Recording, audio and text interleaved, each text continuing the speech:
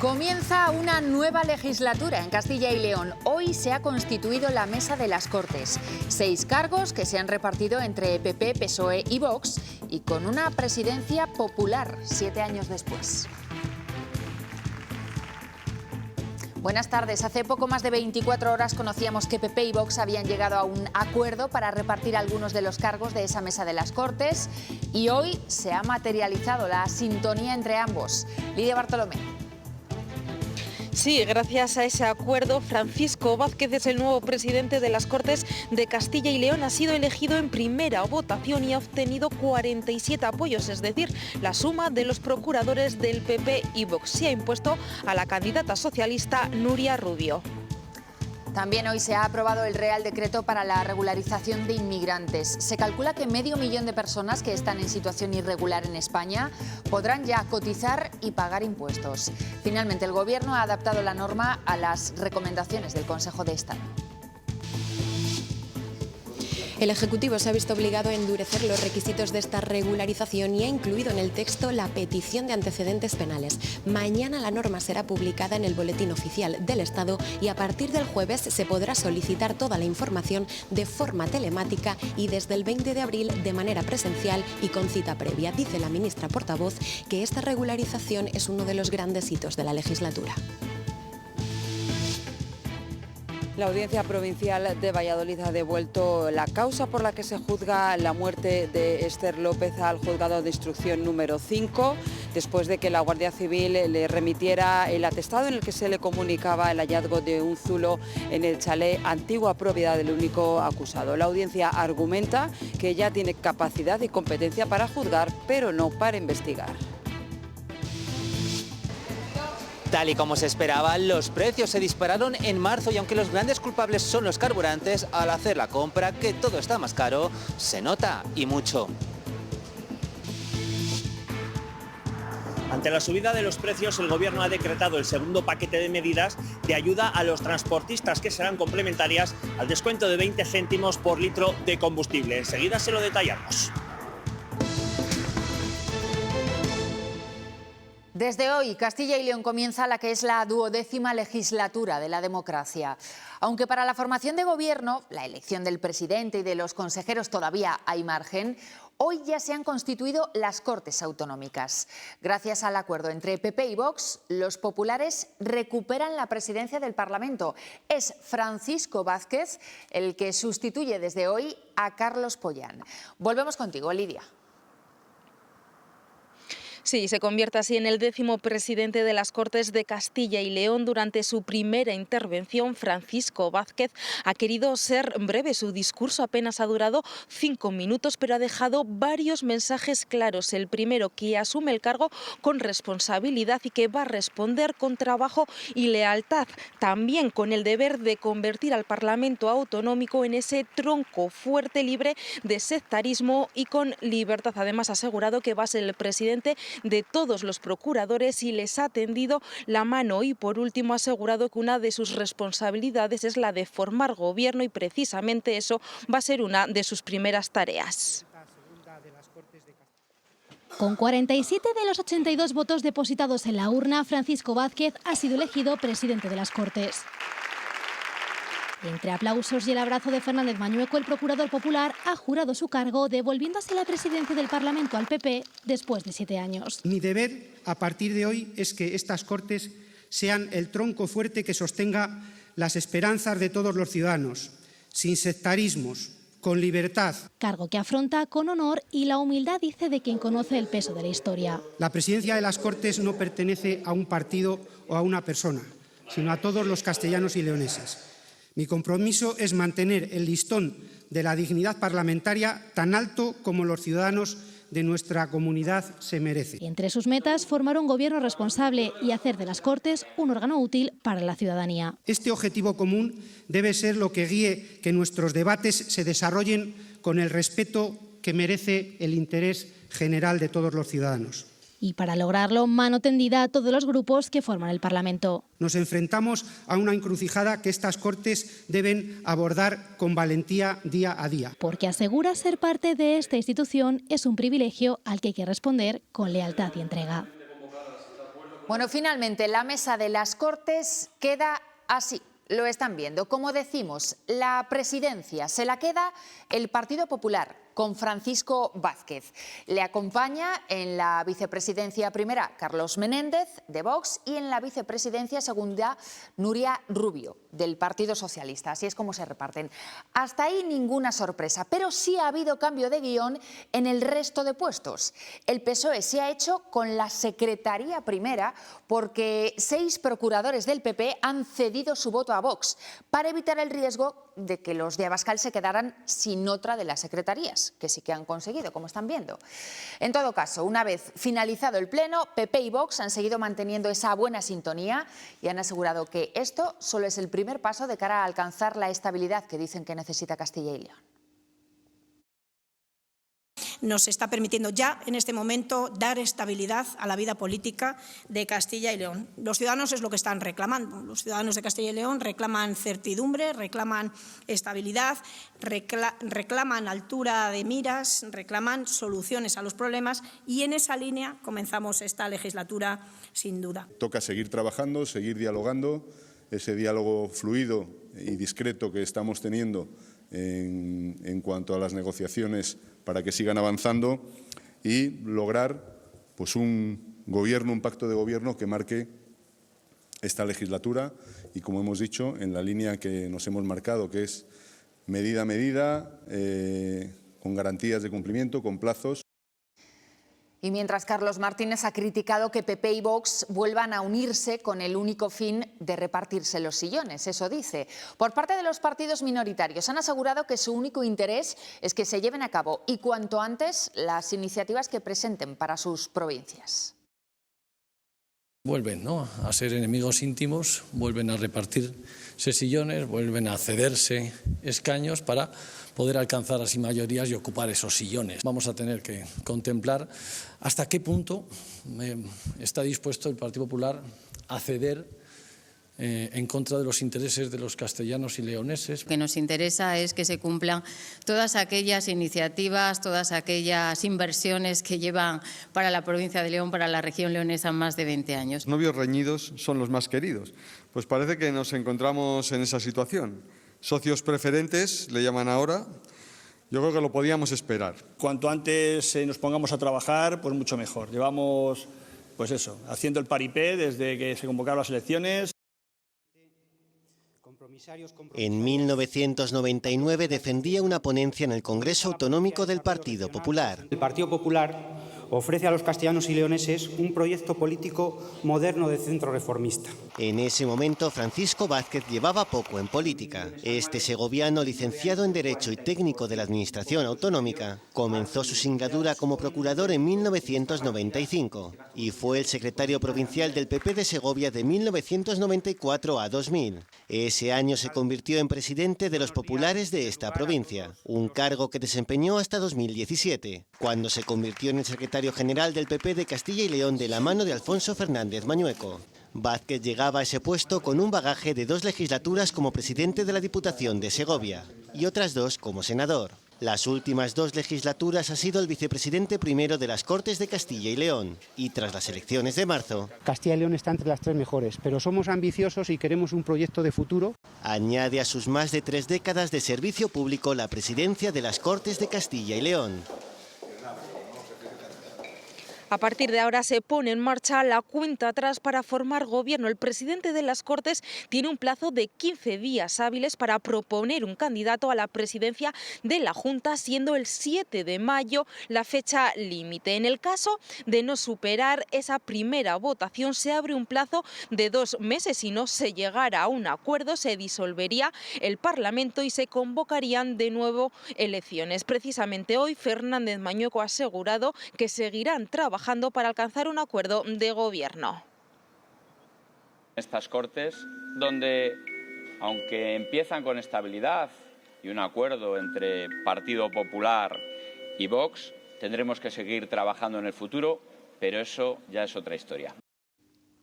Han pasado 43 años desde que se recuperaron las Cortes de Castilla y León en plena transición y nosotros hemos querido hablar con los parlamentarios que conformaron ese primer pleno. Aconsejan a los actuales que se alejen del tono y de las formas que se han instalado en la política actual. Esas entrevistas son solo un avance de lo que podrán ver el viernes en el programa Espacio Abierto. En 1983, Castilla y León era una comunidad en construcción. No había nada hecho. La sanidad era un desastre, las carreteras ni teníamos. Éramos todavía muy pensando en nuestra provincia. Sentido de comunidad teníamos poco. Dependían de que llegaran las transferencias del Estado. La educación y la sanidad y la ley de gobierno de los municipios eran claves esas tres cosas porque era sobre todo la atención a la población. En un parlamento mayoritariamente masculino, de los 84 procuradores, tan solo 3 eran mujeres. Sí que nos tomaban el pelo las personas mayores, pero educados.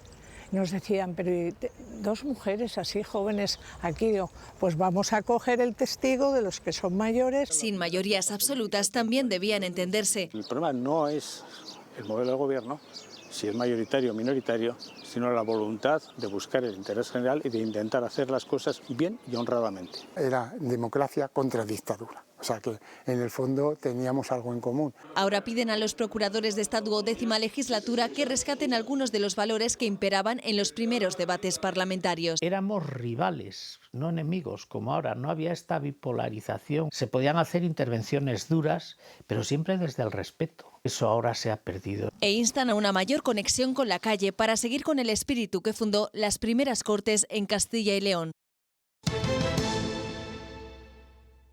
En la gasolina, en los huevos, en todo, en el pescado, en todo, en la fruta. Y es una pasada, por ejemplo, el combustible. Vas al supermercado y llevas 50 euros y traes una mierda. Pasamos del solomillo de ternera al solomillo de cerdo, en el mejor de los casos. Y dentro de nada tendremos que dejar de comer ya, y sería una forma de ahorrar dinero. No es una sorpresa en la calle, pero los bolsillos de los ciudadanos confirman que la guerra ha hecho mella en la economía doméstica. La crisis en Oriente Medio ha disparado los precios en el mes de marzo. Si lo comparamos con el año pasado, el IPC sube un 3,4% a nivel nacional. En Castilla y León repunta algo más, hasta el 3,5%. Es la mayor subida en 4 años. Vayamos cuando vayamos, en el mercado hay una queja que se repite. Todo ha subido mucho. Y especialmente ahora. La subida en un mes ha sido bárbara. Porque con el conflicto de Irán y el combustible por las nubes... Todo encarece, al final, todo lo que es el transporte, la electricidad. Hacía mucho que de un mes a otro los precios no subían tanto, un 1,3%. Aunque más allá del dato... Lo que tenías a mes antes te cunde menos, está claro. Si miramos en la carnicería... La vaca está subiendo mucho y la ternera pues sigue subiendo. Pero si queremos pescado... El pescado no para de subir. La lenguadina está un poquito más cara, pero así un subido general no. Más bien, ha ido encareciéndose poco a poco en el último año. Las frutas y las verduras también por las nubes. Un ejemplo, a días de empezar su temporada... La primera cereza ronda ahora mismo los 30 euros el kilo. Han oído bien. 30 euros. Y entre tanta subida, la excepción la encontramos en el aceite, que en el último año ha bajado casi un 11%, aunque eso sí, estaba disparado. Hay que mirar, hay que comparar y ya está. Lo de siempre, vamos. Ya está, te vale, no te preocupes, con eso me vale. Estirar el dinero. Pero fuera del supermercado también hay otros productos que siguen al alza. Por ejemplo, todo lo vinculado con el textil, que es ahora un 4% más caro que hace un año. En especial los artículos de bebé, que se han disparado un 10% en los últimos 12 meses. También sube el tabaco. Y por cierto, cuidado con el lujo, porque los productos de joyería se han encarecido en estos meses un 28%. La subida de precios viene marcada en gran medida por el transporte. A día de hoy es un 5,4% más caro viajar que hace un año. Esto se ha notado sobre todo en los trenes, que sin tener en cuenta las bonificaciones se han encarecido un 13%, los autobuses un 7% y los taxis otro 3%. En general es mucho más caro viajar que hace un año. Hospedarse también sigue esta misma línea y es que es más caro en un 5%, así como comer o cenar en restaurantes. Y eso porque los carburantes han liderado la subida de precios. Lo vemos cada semana y también lo comprobamos con los datos del INE. El diésel en apenas un mes se ha encarecido un 20%. La gasolina algo menos, un 8%, pero también ha subido. Ante la imparable subida del precio del combustible, el Gobierno ha decretado un segundo paquete de medidas de ayuda a los transportistas, en este caso a los de mercancías. Se busca que las empresas eviten trabajar a pérdidas y que se quiebre de esta manera la cadena de suministros. En el decreto se detalla que cuando el combustible suba por encima de un 5%, se deben de revisar automáticamente los contratos de los transportistas. Además, también se otorgará ayudas directas al transporte por mar y por barco, y también se ha dejado claro que los 20 céntimos de bonificación por litro de combustible también se aplicarán a los eurotaxis y a los taxis adaptados para personas con movilidad reducida. A partir del 5% del incremento del precio del combustible, automáticamente tiene que producirse la revisión de los contratos de carga de los transportistas. En segundo lugar, este elemento relacionado con el precio deberá ser reflejado expresa, detallada y minuciosamente en la factura. Pero escuchen esto, porque el consejero delegado de Enagas ha asegurado que el bloqueo del estrecho de Ormuz no pondrá en riesgo el suministro gasista en España. De hecho, en 2025 el gas que vino desde el Golfo representó tan solo en un 1,7% de las provisiones anuales. Por supuesto que el efecto en los precios tiene también un impacto sobre España, pero desde el punto de vista de la seguridad de suministro, nunca el Golfo Pérsico ha sido un origen relevante para nosotros. Tenemos una enorme diversificación de fuentes de suministro. Israel y Líbano han comenzado a conversar en Washington y, según Trump, en un par de días Estados Unidos e Irán podrían reanudar las conversaciones de paz en Pakistán. Lo hacen mientras la Armada norteamericana bloquea el estrecho de Ormuz. El Pentágono asegura que ningún barco lo ha atravesado en las últimas 24 horas y que han hecho dar la vuelta a 6 que lo intentaban.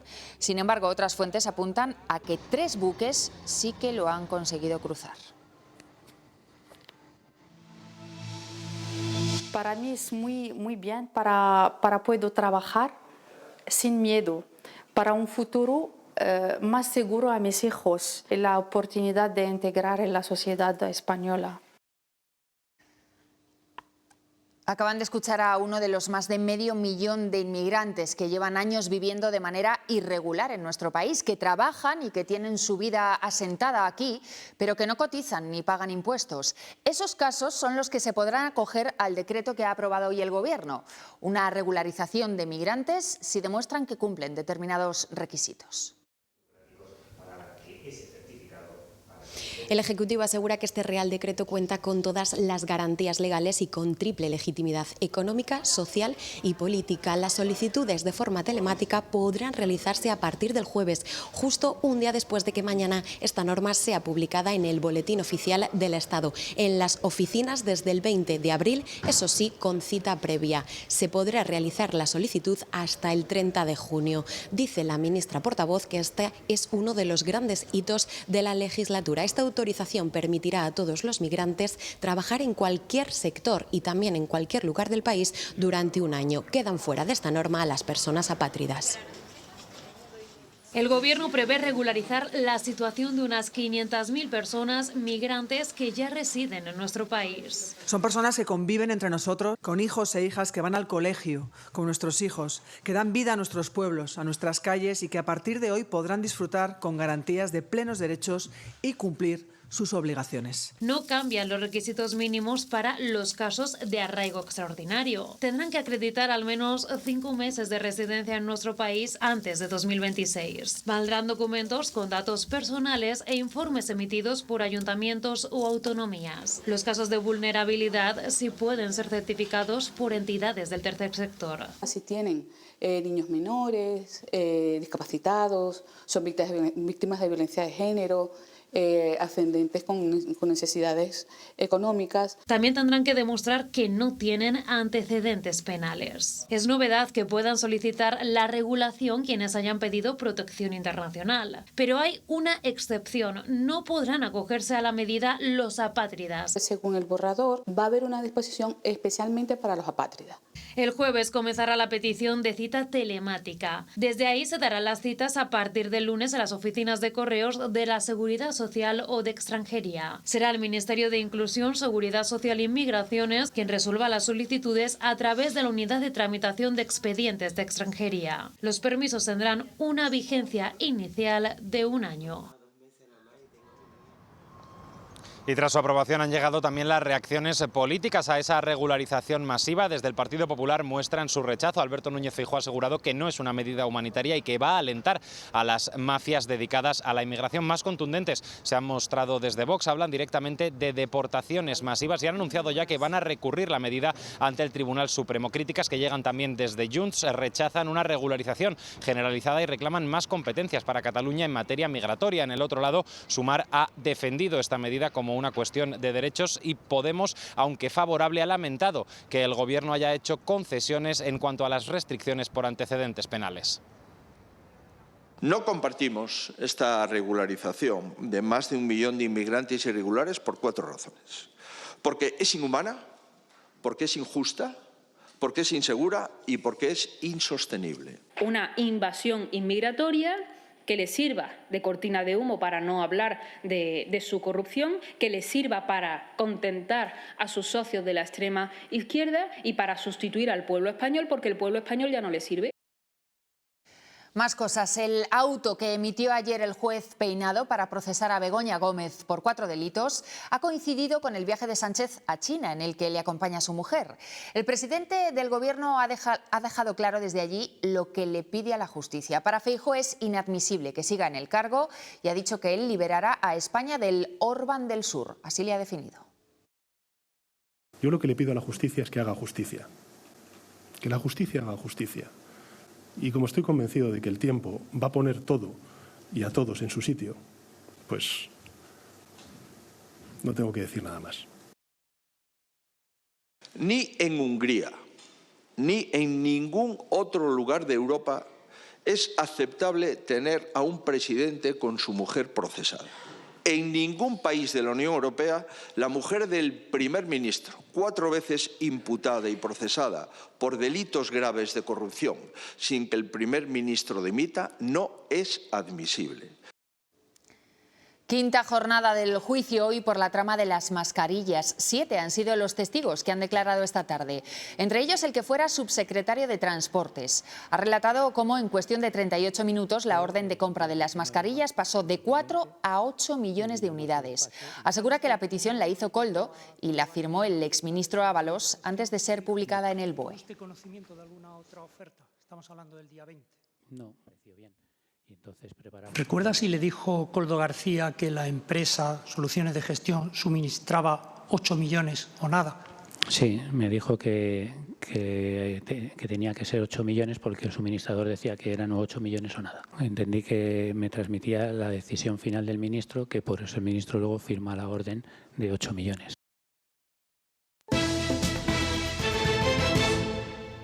La investigación por la muerte de Esther López, la joven de Traspinedo, ha vuelto a dar un giro. Después de que este fin de semana se encontrara un sótano en la que fue la casa del único acusado, ahora la audiencia de Valladolid ha decidido devolver el caso al juzgado de instrucción, antes de seguir adelante con el enjuiciamiento. La Guardia Civil había remitido de oficio al juzgado de instrucción número 5 el atestado en el que se informaba del hallazgo de un zulo en un chalet, antigua propiedad de Óscar Sanz, el único acusado en este caso. Sin embargo, la titular de la plaza ha estimado que ya no tenía competencias en el caso, puesto que ya había sido elevado a la audiencia provincial para su enjuiciamiento. Así lo hizo la Benemérita, pero la audiencia provincial considera que no tiene competencias para investigar, que ya tiene competencias para juzgar. De hecho, ya se encontraba en trámites para el señalamiento del juicio, por lo que ha devuelto la causa al juzgado de instrucción número 5. No se pronuncia sobre la necesidad o posibilidad de que se abran diligencias, dice que estime lo que considere oportuno. En Soria hoy ha comenzado el juicio al hombre acusado de matar a martillazos a su expareja en Matamala de Almazán. Antes de avisar a la Guardia Civil, él quemó la casa para hacer creer que ella murió por el incendio. Los agentes de la Guardia Civil que han testificado coinciden en que el incendio habría sido provocado. No descartan incluso una posible planificación de los hechos. En el escenario se encontró el teléfono móvil del acusado calcinado junto a una estufa en cuyo interior había también un martillo calcinado. La ropa que llevaba el acusado en la cena de Nochebuena con la familia de Cristina nunca llegó a encontrarse, pero sí en la lavadora de la casa de este una sábana compatible, una sábana del mismo juego que la que había en el sofá donde se halló el cuerpo. Además, los registros de la alarma de la casa del acusado han revelado un impasse de 27 minutos entre que este entró y salió de la misma y se recibió esa llamada al 112 alertando del incendio en casa de la víctima, separada por apenas 100 metros de la vivienda del acusado. Los hechos ocurrieron en la madrugada del 25 de diciembre de 2022, después de la cena de Nochebuena, en una vivienda de la calle Mayor de Matamala de Almazán. Sobre las 8 de la mañana, una mujer de 44 años fue encontrada sin vida en su domicilio. Fue el propio acusado quien informó al servicio de emergencias del incendio de la vivienda y el fallecimiento de la mujer, atribuyéndolo en un principio a una expareja de la víctima. Después, la autopsia confirmó que el incendio fue posterior al fallecimiento. El procesado habría prendido fuego a la vivienda tratando de ocultar el crimen. Se enfrenta a una petición de 27 años de prisión. Se le imputa un delito de asesinato con agravantes de género y parentesco y otro de daños por el incendio de la vivienda. Además, piden una indemnización de 100.000 euros para la hija de la víctima, de 50.000 para la madre y de 12.000 para cada uno de los dos hermanos. También libertad vigilada durante 10 años y la prohibición de residir en el pueblo y de aproximarse o comunicarse con los familiares de la fallecida durante 35 años. En León, la Audiencia Provincial ha condenado a 9 años de prisión y una indemnización de 100.000 euros a un hombre acusado de atacar con un machete al portero de una discoteca en Ponferrada. Los hechos ocurrieron en febrero de 2023, cuando dos hombres iniciaron una discusión con una pareja en las inmediaciones de un establecimiento nocturno de la capital berciana. El portero de ese local intentó mediar en la discusión y fue atacado por los dos hombres que iniciaron la discusión. Uno le inmovilizó en el suelo después de golpearle y el otro le atacó con ese machete de 40 centímetros, le cercenó parte de la oreja y le causó diversas lesiones. Anuncio importante para millones de conductores. El Ministerio de Transportes ha aprobado el proyecto para ampliar a 3 carriles el tramo de la A62 entre Simancas y Tordesillas, en Valladolid. Era una reivindicación histórica por los problemas de esta carretera, que es uno de los puntos negros de siniestralidad en Castilla y León y donde más retenciones se producen los días de tráfico. Y hoy también el Gobierno ha destinado 1 millón de euros para luchar contra el virus de la dermatosis nodular contagiosa. Con ese dinero se van a comprar más de 750.000 vacunas con las que se intentará frenar el avance de esta enfermedad entre el ganado. La compañía burgalesa Hyperbaric aumentó el año pasado un 12% su facturación y ahora quiere duplicar plantilla pese a la falta de perfiles técnicos. Y todo en una situación geopolítica complicada que está poniendo en riesgo algunas de sus operaciones. En un contexto de escasez de personal cualificado, la empresa Hyperbaric prevé duplicar su plantilla en un plazo de 2 años, objetivo que alcanzará este 2026. Pensamos acabar el año con unos 220 personas. Un crecimiento que se apoya en la buena marcha del negocio. La compañía, líder mundial en el desarrollo de equipos industriales de altas presiones, continúa impulsando su expansión internacional tras la apertura hace 2 años de una nueva filial en China, un mercado en plena expansión. Porque China está siendo una sociedad de clase media, donde las clases medias son las que consumen los productos que nuestras máquinas fabrican y ya es un 30% de nuestro mercado en este momento. Con presencia también en el mercado estadounidense y japonés, el pasado año Hyperbaric llevó su tecnología de prensado isostático en caliente hasta Taiwán. Significa una oportunidad enorme porque sin duda el mundo va a cambiar en cómo se fabrican las cosas y nosotros queremos estar ahí. Los aranceles de Estados Unidos no frenaron su crecimiento en 2025, aunque la guerra en Oriente Medio mantiene ahora bloqueadas varias operaciones. Hemos vendido una máquina en en Israel y no nos dan licencia de exportación. Pese a todo, la compañía cerró el año pasado con una facturación récord de 87 millones que prevé incrementar hasta los 120 millones a lo largo de este 2026. Y en el tiempo ya se ha empezado a notar el ascenso térmico que se preveía para estos días después de un fin de semana invernal. Hoy las máximas ya han rondado los 20 grados y mañana seguiremos sumando. Sergio Hernández. Esta semana las temperaturas van subiendo peldaño a peldaño, María. Mañana ganaremos otro par de graditos en los termómetros. Estaremos ya ligeramente por encima de los 20 grados, sobre todo en la zona central de nuestra comunidad, en torno a los 21 en capitales como Zamora y como Valladolid. Y estas temperaturas pues son más o menos habituales para la época del año. A primeras horas tendremos unas temperaturas mínimas pues normales para esta altura del mes de abril. Sí es verdad que durante las horas centrales de la jornada notaremos un poquito más de calor de lo normal, sobre todo en zonas del norte de la región. Eso sí, esta próxima madrugada las temperaturas mínimas van a ser positivas en la mayor parte de nuestro territorio. Dejamos ya atrás esas heladas de la madrugada del domingo al lunes. Eso sí, todavía ambiente un poquito más frío, sobre todo en la parte más oriental. En Pascual hemos creado algo que escapa a cualquier definición. Imagina un batido que recuerda a un helado, pero que parece una suave crema con lo mejor de la leche. ¿Lo tienes? Pues tampoco es eso. Solo sabemos que se llama Pascual Lateado y que está buenísimo.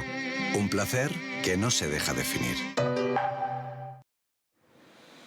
La asistencia a los cines en España bajó un 8% el año pasado. Es la segunda caída consecutiva que nota la taquilla, porque las salas recaudaron un 5% menos. La película más vista en 2025 fue Avatar, Fuego y Ceniza, y en cuanto a producciones nacionales, la quinta parte de Padre no hay más que uno de Santiago Segura. El cine español fue elegido por el 20% de los espectadores y 30 títulos nacionales consiguieron estar en el ranking de las películas más vistas de la semana. Pues últimamente no saco tiempo, pero me encanta. Tengo un montón de películas en cartelera que quiero ver. Últimamente poco, vamos. Antes me gustaba mucho y iba bastante. Me gusta mucho, pero ahora no voy. Me gusta muchísimo el cine, trato de ir por lo menos una vez al mes. La última que vi fue la de Nuremberg, ahora la siguiente que voy a ver es la de Pedro Almodóvar, la de Amarga Navidad. El ministro de Cultura ha reafirmado su compromiso con el proyecto del Museo del Prado en el Palacio de los Águila, en Ávila. Lo ha hecho a través de esta carta en la que responde al presidente de la Junta. Urtasun recuerda que el Ministerio está realizando una importante inversión superior a los 11 millones. Esto se produce 3 años después de esta reunión que están viendo, que Mañueco mantuvo con el entonces titular de Cultura y en la que parecía que había conseguido firmar un convenio para asegurar la presencia del Prado en la capital abulense. Un programa de la Agencia Espacial Europea ha llevado a 7 alumnos de bachillerato de Segovia a diseñar un satélite. Tiene el tamaño de una lata de refresco y lo que quieren es lanzarlo a 1 kilómetro de altura a través de un cohete. Una manera de empaparse de ciencia e ingeniería que les está fascinando. Un equipo conformado por 3 alumnos ya con experiencia en el programa de satélites educativos y 4 nuevas incorporaciones son los autores de GINERSAT, ciencia e ingeniería del tamaño de una lata de refresco, un microsatélite totalmente operativo. Prueba superada. La verdad es que nos ha sorprendido un poco con la facilidad que ha cabido todo dentro. Hemos impreso una carcasa mejor, más dura, hecha desde cero por nosotros. Diseño, construcción y programación, porque una vez lanzado, con la ayuda de un cohete, los sensores deben ser capaces de recoger datos. De elevación, temperatura, presión atmosférica y humedad. El tercer desafío, aterrizar y poner a salvo esos datos. Que parece que es algo obsoleto o algo muy antiguo, ¿no? Pero hemos visto estos días incluso cómo amerizaban con un paracaídas.